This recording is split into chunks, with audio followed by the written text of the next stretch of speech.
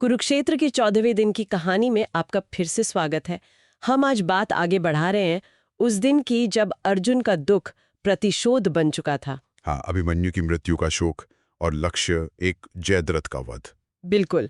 तो देखते हैं कि कैसे एक योद्धा का संकल्प और श्री कृष्ण की रणनीति ने इस दिन को इतना निर्णायक बना दिया। सही बात है। ये दिन सिर्फ युद्ध का नहीं था, इसमें भावनाएं थीं, गहरी रणनीतियां थीं और हाँ, कहीं कहीं वो दैवीय हस्तक्षेप भी था। कौरवों में तो साफ दिख रही थी चिंता। हाँ, वो तो थी ही। और शुरुआत में ही धृतराष्ट्र की चिंता झलकती है जब संजय उन्हें बताते हैं कि कैसे दुर्योधन अपने गुरु द्रोणाचार्य पर ही आरोप लगा रहा है। हाँ, दुर्योधन को लग रहा था कि द्रोण पक्षपात कर रहे हैं, पांडवों के प्रति नरम हैं और जयद्रथ को बचाने में पूरी कोशिश नहीं कर रहे हैं। ये तो द्रोण के लिए बड़ी मुश्किल स्थिति रही होगी। बिल्कुल, जिसे कहते हैं धर्म संकट। एक तरफ राजा दुर्योधन, दूसरी तरफ शिष्य पांडव।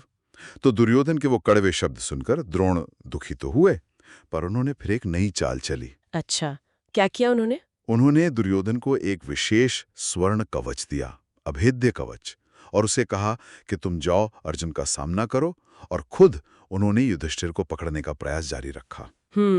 और उधर अर्जुन, उनका रथ तो सुनाए रुक ही नहीं रहा था। हाँ, अर्जुन का रथ तो जैसे प्रलय मचाता हुआ बढ़ रहा था, कौरव सेना को चीरता हुआ।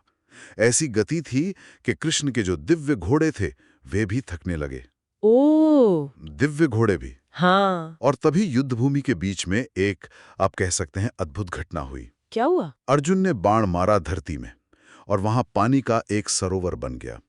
फिर बाणों से ही घोड़ों के लिए एक सुरक्षित घेरा बनाया। अविश्वसनीय। और कृष्ण, देखिए कृष्ण ने कितने शांत भाव से उस मारकाट के बीच घोड़ों की थकान मिटाई, उनके घाव साफ किए। ये दिखाता है कृष्ण की स्थिरता और अर्जुन की अद्भुत क्षमताएं। वाह, ये सच में अद्भुत है। तो फिर घोड़ों को आराम मिला? हाँ, आराम मिला। और जैसे ही वो आगे बढ़े, सामने कौन? दुर्योधन, वही अभेद्य कवच पहने हुए, पूरे आत्मविश्वास में आ गया कवच पहन के। लेकिन अर्जुन शायद पहचान गए होंगे। तुरंत अर्जुन समझ गए कि ये कवच द्रोण का दिया है।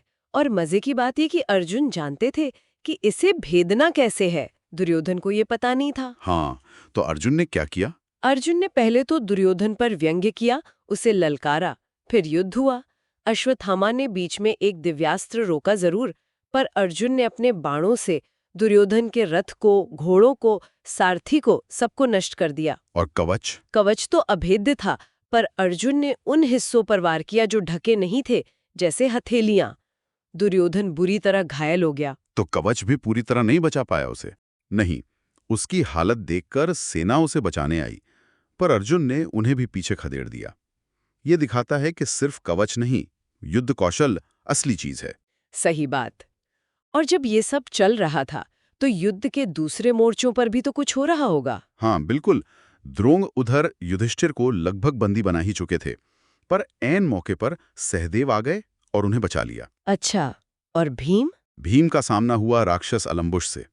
वो अपने भाई बकासुर की मौत का बदला लेना चाहता था। ओह, राक्षस अलम्बुश। हाँ, वो मायावी था, गायब होकर हमला करता था। भीम ने वीरता दिखाई, पर फिर भीम के पुत्र घटोत्कच वो सामने आए। घटोत्कच, उनकी भी तो मायावी शक्तियां थीं। बिल्कुल। तो फिर हुआ एक जबरदस्त माया युद्ध, और अंत में घटोत्कच ने अपनी माया से ही अलम्बुश को मार गिराया। पांडव सेना का जोश इससे और बढ़ गया। तो जहां अर्जुन मुख्य लक्ष्य की तरफ बढ़ रहे थे, वहीं बाकी पांडव और योद्धा भी अपना अपना योगदान दे रहे थे। हाँ, ये एक सामूहिक प्रयास था। हर जीत, हर बाधा का हटना अर्जुन को जयद्रथ के और करीब ले जा रहा था। तो 14वें दिन का ये हिस्सा अर्जुन के उस अटूट संकल्प की कहानी है, और साथ ही पांडवों की एकजुटता की भी। रथ बढ़ता जा रहा है जयद्रथ की ओर। बिल्कुल। ये दिन दिखाता है कि पक्का इरादा और सही मार्गदर्शन जैसे कृष्ण दे रहे थे, तो कुछ भी संभव है। पर यहाँ एक बात सोचने वाली है। क्या? कि अर्जुन जो ये सब कर रहे थे, इस प्रचंड